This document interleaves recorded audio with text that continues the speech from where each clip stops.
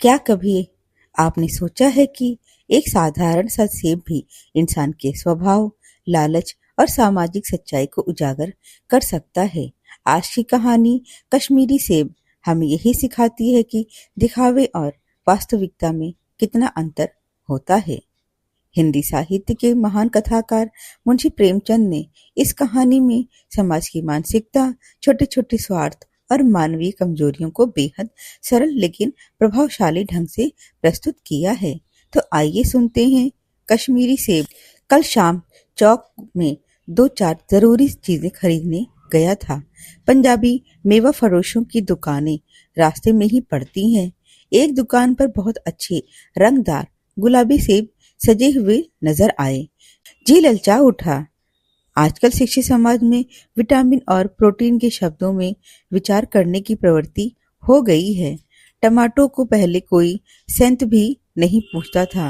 अब टमाटो भोजन का आवश्यक अंग बन गया है। गाजर भी पहले गरीबों के पेट भरने की चीज थी।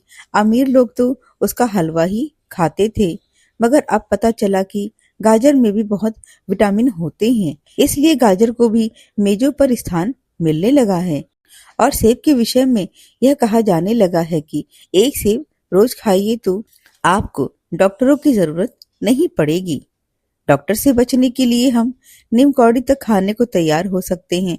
सेब तो रस और स्वाद में अगर आम से बढ़कर नहीं है तो घटकर भी नहीं है। हाँ, बनारस के लंगड़े और लखनऊ के दशहरी और बम्बई के अल्फांसो की बात दूसरी है। उनके टक्कर का फल तो संसार में दूसरा है ही नहीं। मगर मगर उनमें विटामिन और प्रोटीन है या नहीं, है तो काफी है या नहीं, इन विषयों पर अभी किसी पश्चिमी डॉक्टर की व्यवस्था देखने में नहीं आई है। सेब को यह व्यवस्था मिल चुकी है। अब वह केवल स्वाद की चीज नहीं है, उसमें गुण भी है। हमने दुकानदार से मोल भाव किया और आधा सेर सेब मांगे। दुकानदार ने कहा, बाबूजी, बड़े मजेदार सेब आए हैं, खास कश्मीर से हैं, आप ले जाएं, खाकर तबीयत खुश हो जाएगी। मैंने रुमाल निकालकर उसे देते हुए कहा, चुन चुन कर रखना। दुकानदार ने तराजू उठाई और नौकर से बोला, लौंडे, आज सेब कश्मीरी सेब निकाल ला, चुन कर लाना। लौंडा 4 सेब लाया। दुकानदार ने तौला, एक लिफाफे में उसे डाला और रुमाल में बांधकर मुझे दे दिया। मैंने 4 आने उसके हाथ में रख दिए। घर आकर लिफाफा ज्यों का त्यों रख दिया। रात को सेब या कोई दूसरा फल खाने का कोई फायदा नहीं है। फल खाने का समय तो प्रातः काल है। आज सुबह मुंह हाथ धोकर जो नाश्ता करने एक सेब निकाला तो सड़ा हुआ निकला। 1 रुपए के आकार का छिलका गल गया था। समझा रात को दुकानदार ने देखा ना होगा। दूसरा निकाला, मगर यह आधा सड़ा हुआ था। अब संदेह हुआ, दुकानदार ने मुझे धोखा तो नहीं दिया है। तीसरा सेब निकाला, यह सड़ा तो न था, मगर एक तरफ दबकर बिल्कुल पिचक गया था।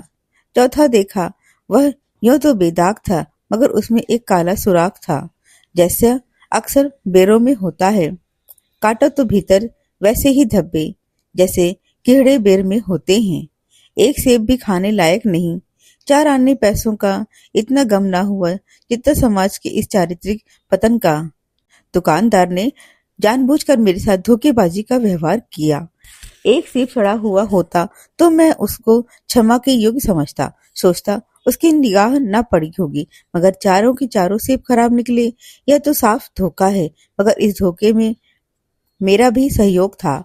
मेरा उसके हाथ में रुमाल रख देना मानो उसे धोखा देने की प्रेरणा थी।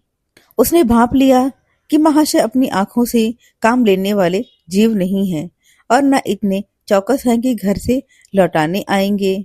आदमी बेईमानी तभी करता है जब उसे अवसर मिलता है। बेईमानी का अवसर देना, चाहे वह अपने ढीलेपन से हो या सहज विश्वास से, बेईमानी में सहयोग देना ही होता है। पढ़े लिखे बाबुओं और कर्मचारियों पर तो अब कोई विश्वास नहीं करता।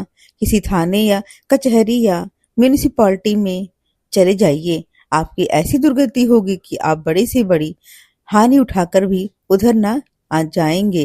व्यापारियों की साख अभी तक बनी हुई थी। यूं तौल में चाहे छटाक कस लें, लेकिन आप उन्हें 5 की जगह भूल से 10 नोट दे दें तो आपको घबराने की जरूरत नहीं थी। आपके रुपए सुरक्षित थे। मुझे याद है, एक बार मैंने मुहर्रम के मेले में एक खोचे वाले से 1 पैसे की रेवड़ियां ली थी और पैसे की जगह अठन्नी दे आया था। घर आकर जब अपनी भूल मालूम हुई तो खोचे वाले के पास दौड़ गया। आशा नहीं थी कि वो अठन्नी लौटाएगा, लेकिन उसने प्रसन्नचित्त से अठन्नी लौटा दी और उल्टे मुझसे क्षमा मांगी। और यहाँ कश्मीरी सेब के नाम से सड़े हुए सेब बेचे जाते हैं। मुझे आशा है पाठक बाजार में जाकर मेरी तरह आंखें ना बंद कर लिया करें, नहीं उन्हें भी कश्मीरी सेब ही मिलेंगे। तो यह थी कश्मीरी सेब, एक छोटी सी कहानी लेकिन गहरा संदेश देने वाली। प्रेमचंद हमें बताते हैं कि केवल बाहरी चमक पर भरोसा करना समझदारी नहीं है, असली मूल्य भीतर छिपा होता है। अगर आपको यह कहानी पसंद आई हो तो इसे जरूर से शेयर करें। ऐसी साहित्यिक और प्रेरणादायक कहानियों के लिए हमेशा हमसे जुड़े रहिए। धन्यवाद।